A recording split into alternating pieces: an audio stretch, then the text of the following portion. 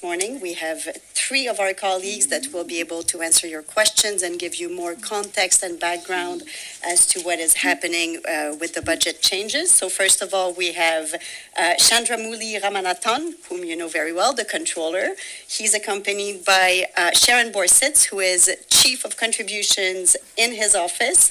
And also we have Taiko Shiori, who is the Chief of UN Peacekeeping Budgets. So Chandru, we'll start with you. You can say a few words, and then if you also want to, if our two other colleagues want to say a few words opening, I'll give them the floor, and then we'll take some questions. Thank you. Good morning, and a real pleasure to be with you here. I think there are two things that happened yesterday. One was the approval of the budget of peacekeeping for 26-27. We will circulate a small fact sheet, I think, if it's not already been given out just now. On the peacekeeping budget, the member states approved a budget of $5.1 billion, which is about $550 million less than last year, which is a 9.7% reduction. That's just the big picture. About 1,100 civilian posts also are being reduced. In terms of real apple-to-apple comparison of what was before, if you take out the expansion of mandate in Haiti, expansion of mandate in Congo, and the reduction in mandate in, I think, South Sudan, it's about 14% reduction. Yeah, so we'll give some clarificatory numbers also on that, about 750 million, something like that. So that's on the peacekeeping budget side. There was also a decision they made on a marginal increase in the rates of reimbursement for troops. Troops went up from, I think, 1448 to 1464.68, something like that. And also they increased the equipment reimbursement rates by 1.58%. Financially, collectively, it's $27 million increase. And that $27 million increase, we have to absorb. They will not give us a separate budget for that. So it's taken out of the budget. Yeah, it's 1,448 to 1,474.68. We are circulating this sheet to you, so you don't have to worry about it. But then it's a 1.58% for equipment, net effect 27 million. So that will be absorbed by us, so as part of the budget.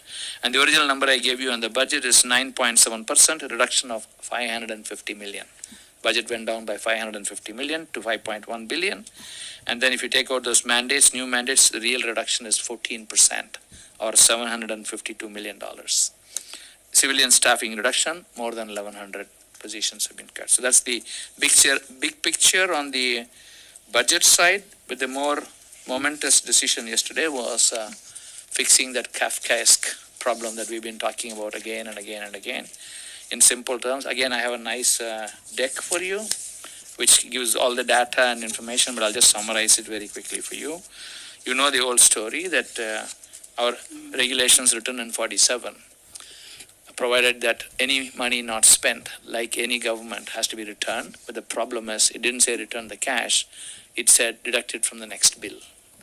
And in practice, what that meant was, you're deducting it from the next bill for those who haven't paid their money to start with. It's like giving a discount before you pay the bill. And the second thing is, then they changed that last year in December to say only give it back to those who have paid in full. For those who haven't paid, deduct it from whatever they owe you. You owe them money, they owe you money, deduct it. It's common sense. That's how it started changing in December. But you're still giving back for the others who have paid in full. You're still giving back the cash you never collected. And that is the source of our problem. We are giving back what you have not collected. Common sense says, what you don't spend, give back. Fair enough. But if you haven't collected it, you cannot give it back. So give back what you have collected, but not spent, makes sense. So the real change that was done yesterday was acknowledging that this 75-year-old rule is pushing the UN into a financial abyss. And therefore, they made the following changes. They said, effective now from today, in future, you will give back two types of money always. One is income that you've earned from interest and revenue, etc., because it's backed by cash.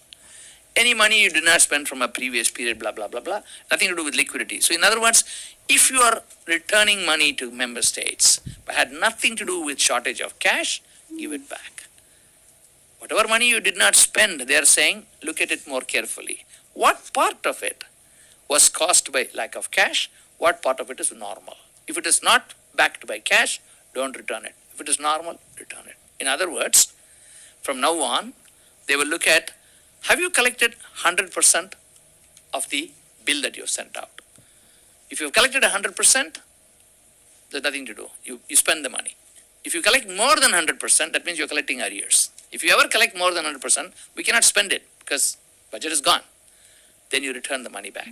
Because when you spend, when you're backed by, if member states have not paid money to us, some member states have not paid money to us, what is happening is we are not returning some of the money to other member states. So when you collect the arrears, you find a way to manage your process. If there is extra money left, give it back to member states. This is the decision they made. So I used to show you a big skull and a circle. And that was a vicious circle. You don't collect 100% of the budget. Let's say we collect 80% of the budget. We spend 80% of the budget.